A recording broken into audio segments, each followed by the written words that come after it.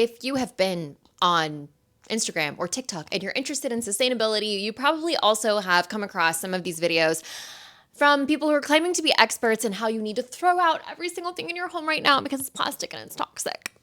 Hello everyone, welcome back to the Going Zero Waste YouTube channel. I'm Catherine Kellogg, and today we are talking about removing toxic items from your home, but doing it without you going absolutely crazy, because so many of these videos are so heavily focused on fear-mongering. And if you saw the video I did on how people convince you to buy things, one of them is fear, and especially because they're telling everyone to throw all of their stuff out. So I thought maybe we could take a little bit of a rational look at some of these videos, as well as go through a list of some items that I personally don't have in my home, and talk about, a kind of a phasing out schedule without trying to push you to buy a bunch of stuff that you don't need.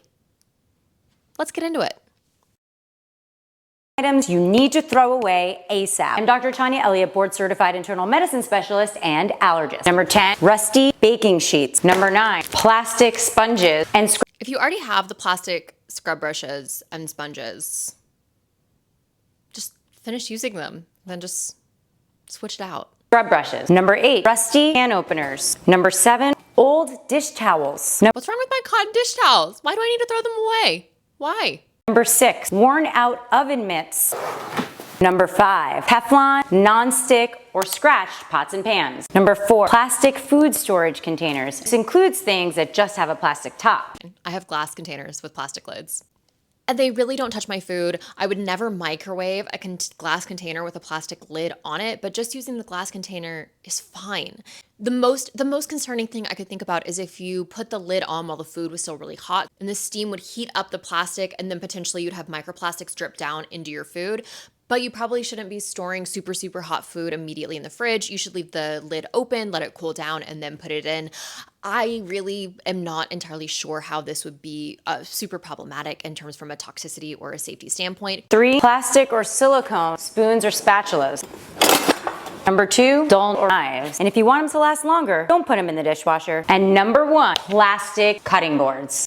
Yeah, that's definitely something I could see you wanting to phase out. I don't have any plastic cutting boards. I have a giant wooden cutting board that I use for almost everything, and I have 2 smaller ones in my kitchen as well. When you use cutting boards, it has been proven that those groove marks can be difficult to sanitize, as well as the fact that they are releasing microplastics into your food. So that might be a swap you want to make. I also agree with the scratched pots and pans. Teflon pans, when they are scratched, they are releasing PFAS into your food and microplastics. So that is definitely something you are going to want to phase out. And those are 2 things I do kind of agree with, but some of the other stuff, it's a bit kooky. And I bet we can go to the link in her bio and go buy some stuff if we want to.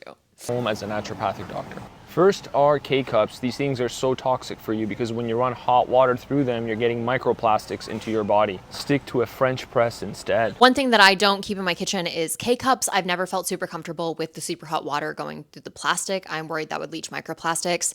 However, I haven't really found any studies to back that up. That's just own personal anecdotal evidence of one of the reasons why I don't have a K-cup, or why I don't have a Keurig machine. Next are toxic chemical-filled laundry detergent and pods like Tide, loaded with chemicals, terrible for allergies and asthma. Stick to a more non-toxic natural alternative.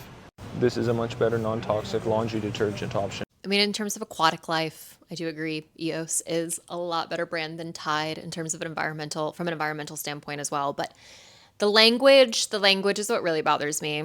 Same with dish and dishwasher detergent. Highly toxic ones like these should be avoided. Stick to more natural cleaning options like 7th generation. Oh God, please don't get me started on these. Please don't have these in your home. These are so toxic, and the easiest ways we can get toxins in our body is through the air we breathe. These have hormone disruptors, carcinogenic chemicals in them. Avoid them at all costs. Use an essential oil diffuser instead. Clorox is another highly toxic cleaning agent, cancer causing. Please don't clean your home with this if you have any kids.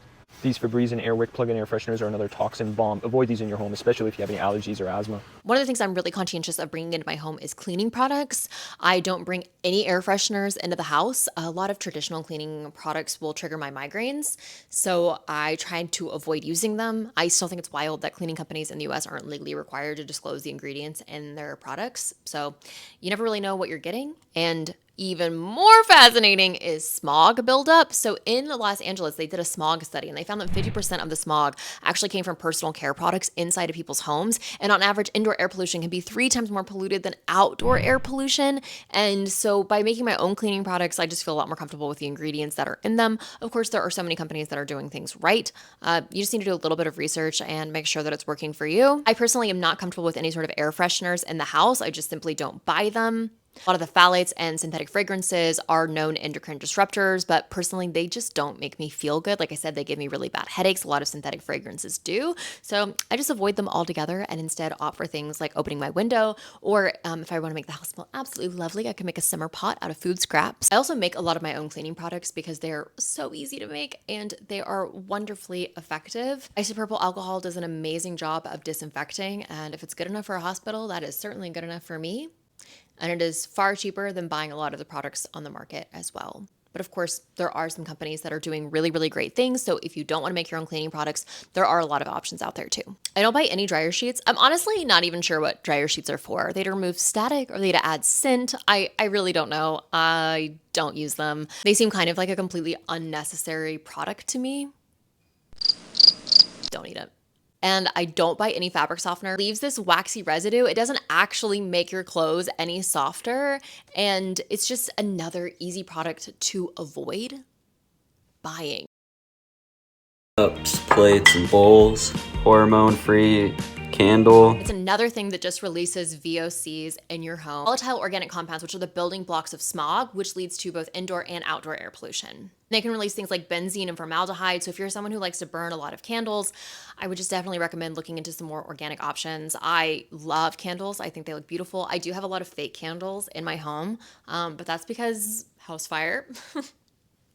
They make me nervous. They make me really nervous. So I prefer just not to have them in my home. And I know they're plastic, and you know what? They're probably not the most environmentally friendly thing, having plastic candles in my home, but neither is the house burning down. Stainless steel toaster oven. We do have a microwave, but we're not allowed to use it.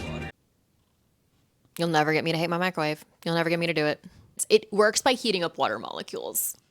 I am getting ready to heat up some dinner in my glass container that has a plastic lid, and I'm going to do it in my microwave. And we need to talk about it. We need to talk about it. Everyone's afraid of the radiation in a microwave, which is just a huge misconception. Microwaves do not emit harmful radiation rays like X-rays or nuclear radiation. Microwaves use non-ionizing radiation. This type of radiation does not have enough energy to harm your DNA or to make food radioactive. Microwaves are safe, and this has been well established by the FDA and American Cancer Society. The next thing is nutrient loss, and any cooking method can cause some nutrient loss. But microwaving generally preserves more nutrients than other forms of cooking, as opposed to boiling and baking. It's also way more energy efficient. So, you're never gonna make me hate you. They're never gonna make me hate you. Berkey water filter. We have a supplement drawer and a supplements cabinet. Toxic-free laundry detergent. Bamboo. Boar's head. Hair. Toothbrush. Red light glasses when we watch TV at night, and as well as red lights. We have some pesticide-free clothing in here. An air filter that costs more than our rent. We also have red tape over all our built-in night lights. This turns off the Wi-Fi at night, so we're like... I just wish that moderation was something that went viral, but it's not. You have to go really extreme. Fear-monger. Just makes sense. My first swap is Teflon for stainless steel. Get it out of your home and throw it away. We have quality HEPA air filters in every single room, especially with kids, dogs, and dirt. Water in your house should be filtered. Do not drink tap water filled with contaminants of fluoride, chlorine, and pesticides. Use an EMP scanner for all of our electronics, a Wi-Fi automatic turn-off switch for Wi-Fi, an EMF blocker cell phone sleeve we sleep with our phones next to us and put it in. It's time to get rid of harmful plastic in the kitchen. Replace it for your pans, bowls, and pots. My all-time favorite high-powered heavy-duty steamer. 0 harmful chemicals, and you can clean almost every inch of your house. Swap out your polyester bedding. You need bedding that's high frequency, like quality cotton and linen. The motivation behind choosing non-toxic products stems from my desire to minimize exposure to harmful chemicals in my home. Many conventional products have toxic chemicals, and I'm here to help you with that. Comment link and I'll send them to you. Some of this I agree with, and some of this I think is cuckoo for Cocoa Puffs. And there's just such a fine line. I think there's just such a fine line, and it's why it's kind of difficult to talk about this in this space and do it in a more moderate way. There are some things that I do agree with, though, but some of it just seems like we're doing too much. We're doing too much. When it comes to buying a lot of really specialty products, that's kind of where I draw the line. I do have an air filter. We have one from when we were in California and, wildfires. So I do think having an air filter is not a bad idea.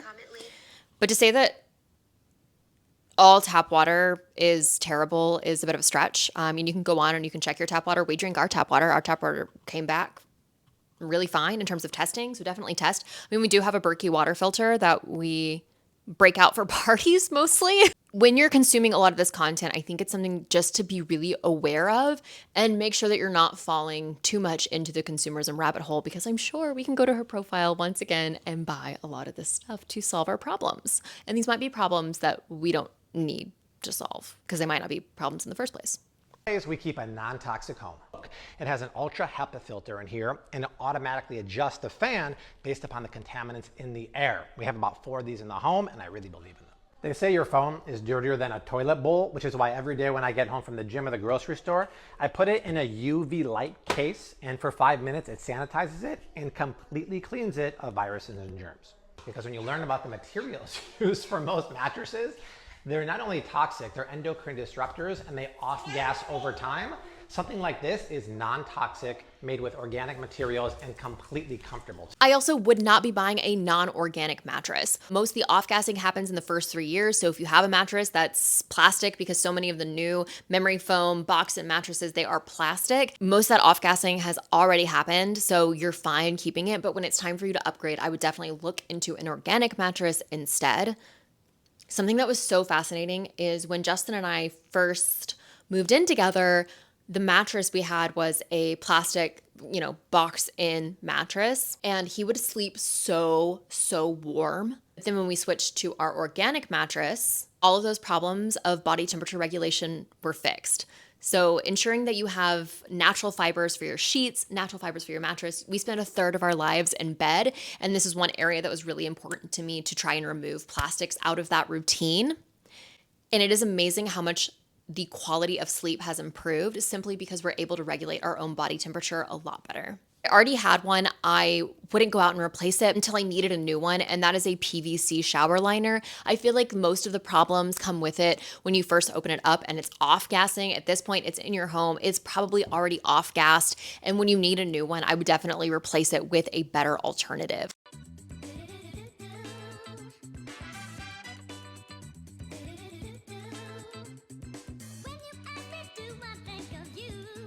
It's an Instant Pot. The stainless steel pressure cooker is an Instant Pot. But you can buy all this on Amazon. Please don't buy it on Amazon. Just go in store. Don't have this stuff shipped for you. If you were capable of going to the store, having a bunch of heavy stuff shipped to you to throw out all your old stuff. Ugh. And besides, support a smaller business, a less big bad business. And by smaller, I just mean smaller than Amazon, which is literally like all of them.